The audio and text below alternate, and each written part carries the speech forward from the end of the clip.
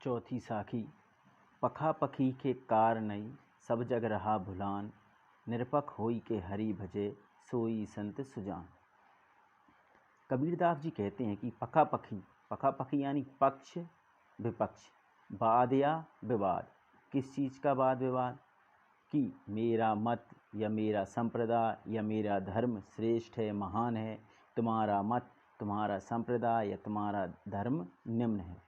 इस वाद विवाद के कारण सब जग रहा भुलान। दुनिया के सारे लोग भुलान यानी इस भुलावे में पड़ गए हैं कि ये सारे मत संप्रदाय आखिर ईश्वर तक ले जाने वाले हैं। इन सब का उद्देश्य एक ही है। इस बात को भूल गए हैं और केवल वाद विवाद में उलझकर रह गए हैं। निरपख होई के हरि भजे। कबीरदास जी कहते हैं कि जो व्यक्ति निरपख यानी निष्पक्ष होकर इस वाद विवाद से मुक्त होकर हरि भजे, ईश्वर की आराधना करता है, ईश्वर को भजता है, सोई संत सुजान। सोई वो ही संत सुजान यानी चतुर कहलाता है। इस चौथी साखी को हम रामकृष्ण परमहंस के कुछ प्रयोगों के माध्यम से और अच्छी तरह से समझने का प्रयास करते हैं। एक बार स्वामी रामकृष्ण परमहंस के सूफी मित्र ने उनको इस्लाम की ओर आने के लिए प्रेरित किया, तो स्वामी रामकृष्ण परमहंस ने इस्लाम का रास्ता अपना लिया। वह मुस्लिमों जैसे कपड़े पहनने लगे, 5 वक्त की नमाज अदा करने लगे, उनकी ज़ुबान पर अल्लाह का नाम रहने लगा और इस रास्ते को अपनाकर आखिरकार उनको आनंद की अनुभूति हुई और उन्होंने यह जाना कि ईश्वर एक है। उन्हें ईश्वर के एक रूप का बोध हुआ।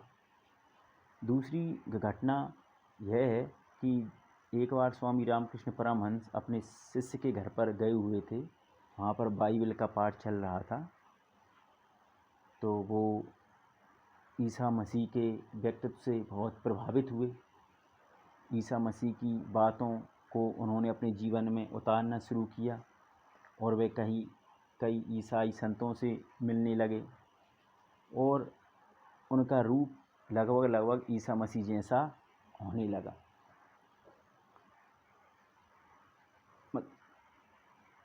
कुछ लोगों ने तो उनको ईसा मसीह का छोटा भाई तक कहना शुरू कर दिया था। इसका भी वही परिणाम हुआ कि उनको ईश्वर के एक रूप का एहसास हुआ। तीसरी एक और घटना है कि वह सखी संप्रदाय के जरिए भी ईश्वर को पाने के रास्ते पर आगे बढ़ गए। सखी संप्रदाय में यह होता है कि सखी संप्रदाय को मानने वाले लोग, चाहे वह स्त्री हों या पुरुष हों, अपने को स्त्री ही मानते हैं और भगवान श्री कृष्ण को पुरुष मानते हैं और अपने को उनकी सखी मानते हैं। तो स्वामी रामकृष्ण परमहंस ने स्त्रियों जैसे कपड़े पहनना शुरू कर दिए, स्त्रियों की तरह बोलना शुरू कर दिया और वह स्त्रियों जैसे काम करने लगे जो काम स्त्रियां करती थीं। और इसमें भी आखिरकार वही हुआ कि उनको ये एहसास हुआ कि ईश्वर एक है। इस रास्ते के जरिए भी उन्होंने ईश्वर की प्राप्ति की।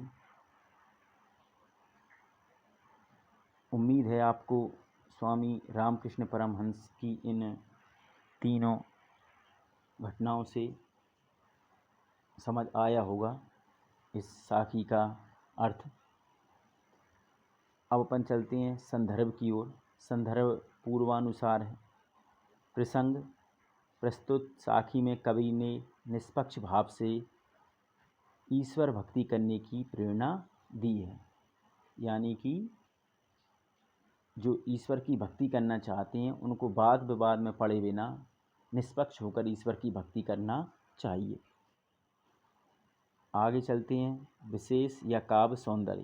पहला, कबीरदास जी ने ज्ञानी पुरुषों के लक्षण बताए हैं। क्या है ज्ञानी पुरुषों के लक्षण? यही कि वो वाद विवाद में नहीं पड़ते, निष्पक्ष होकर ईश्वर की आराधना करते हैं। बाकी की विशेषताएं पहले जैसी ही हैं। 5वीं साखी। हिंदू मुआ राम कही, मुसलमान खुदाई, कहें कबीर सो जीवता, जो दूहू के निकट ना जाई। व्याख्या। कबीरदास जी कहते हैं कि हिंदू लोग राम का नाम जपते जपते और मुसलमान लोग अल्लाह का नाम लेते लेते अपना जीवन व्यतीत कर देते हैं, लेकिन पूरे जीवन काल में यह भेद नहीं समझ पाते कि सबका ईश्वर एक है। हिंदुओं का या मुस्लिमों का या ईसाइयों का ईश्वर अलग अलग नहीं है, वो परम शक्ति एक ही है। कबीर कहते हैं, कहे कबीर सो जीविता। कबीरदास जी कहते हैं कि वही व्यक्ति जीवित है। जीवित यानी उसी व्यक्ति का जीवन सफल हुआ है, उसी व्यक्ति के जीवन में आनंद है, जो दूहू के निकट न जाए। जो दूहू यानी दोनों, दो मतों या ईश्वर के दो रूप के चक्कर में नहीं पड़ता। जो यह नहीं मानता कि ईश्वर अलग अलग है या अलग अलग मतों से अलग अलग ईश्वर को पाया जाता है, जो इस दो के चक्कर में नहीं पड़ता, वो ही जीवित है, वो ही व्यक्ति आनंदित है, उसी का जीवन सफल है।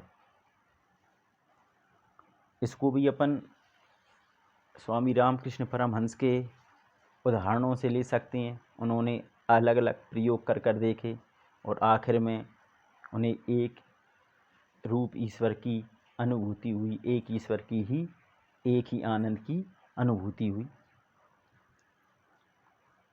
संदर्भ वही पूर्वानुसार रहेगा। प्रसंग। प्रस्तुत साखी में कबीरदास जी ने मतों के चक्रों में ना पड़कर एक ईश्वर की भक्ति करने की प्रेरणा दी है। कबीरदास जी ने कहा है कि मतों के चक्कर में नहीं पड़ना है, क्योंकि वह परम शक्ति एक ही है, उसकी हमको आराधना करनी है। विशेष या काव्य सौंदर्य। प्रस्तुत साखी में कबीरदास जी ने एकेश्वरवाद का समर्थन किया है। एकेश्वरवाद यानी ईश्वर एक है, अलग अलग नहीं है, इस चीज़ का कबीरदास जी ने समर्थन किया है। बाकी की विशेषताएं सब समान ही हैं। 6वीं विशेषताओं में हम ये भी कह सकते हैं कि कबीरदास जी ने धार्मिक कट्टरता पर व्यंग किया है। जैसे ये शब्द आया है ना, मुआ, तो ये एक व्यंग है। वो ऐसे कट्टर लोगों को मरे हुए के समान समझते हैं कबीरदास जी।